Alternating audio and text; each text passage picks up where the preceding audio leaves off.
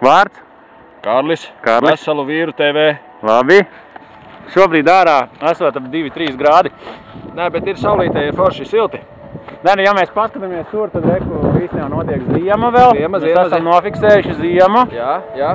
Šitā, vot tā. Tad mēs taisam un tā tur roka taisam un aiziet panorāma.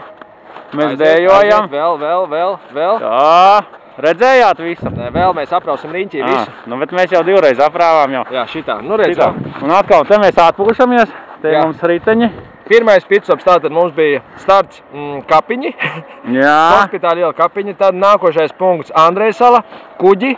Un 3. punkts tātad Sarkandaugava, Mežparka, Estrāde. Galvenais punkts Estrāde.